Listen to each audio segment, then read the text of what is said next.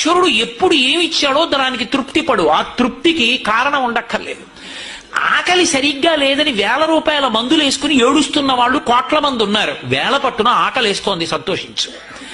దాహం వేస్తే మంచినీళ్లు లోపలికి వెళ్ళక మధ్యలో కన్నం పెట్టి గొట్టం పెడితే ముక్కులోంచి పోసుకుంటున్న వాళ్ళు ఉన్నారు. గుటుక్కు నీళ్లు తాగితే లోపలికి ఎడుతున్నాయి, సంతోషించు. రాత్రి తిని పడుకుంటే పొద్దుడికి కడుపులో పోట్లు వచ్చి జీర్ణం అవ్వక ఏడుస్తున్న వాళ్ళు 1,00,000 మంది ఉన్నారు. తిన్నది గుండ్రాయి అయినా సరే తెల్లారేటప్పటికి జీర్ణం అయిపోతోంది, సంతోషించు. పడుకుంటే నిద్ర పట్టక చారుడు మాత్రలు వేసుకు పడుకుంటున్న వాళ్ళు ఉన్నారు. తలగడా మీద చెయ్యెట్టుకుని ఇలా పడుకుంటే నిద్ర పడుతోంది. పుస్తకం ఉంటే తప్ప మాట్లాడలేని వాళ్ళు ఉన్నారు. వేదిక ఎక్కి కూర్చుని మాట్లాడడం మొదలు పెడితే గంగా ప్రవాహంలో వస్తోంది, సంతోషించు ఈశ్వరుడి కారుణ్యానికి. కొంతమంది కూర్చోలేని వాళ్ళు ఉన్నారు, కూర్చుంటున్నావు. నడవలేని వాళ్ళు ఉన్నారు, నడుస్తున్నావు. చూడలేని వాళ్ళు ఉన్నారు, చూస్తున్నావు. వినలేని వాళ్ళు ఉన్నారు, వింటున్నావు. ఈశ్వరుడు నీకు ఇచ్చిన దానికి ప్రతి క్షణం తృప్తితో ఓలలాడిపోవాలి. ఎన్ని మాటలు కృతజ్ఞత చెప్తావు.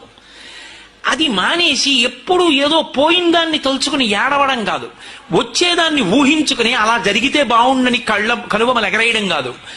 ఇప్పుడు ఇక్కడ నీకు ఈశ్వరుడు వర్తమానంలో ఏమిచ్చాడో దానితో తృప్తిగా ఉండడం అలవాటైతే వాణ్ణి మించిన భాగ్యవంతుడు లేడు. అదే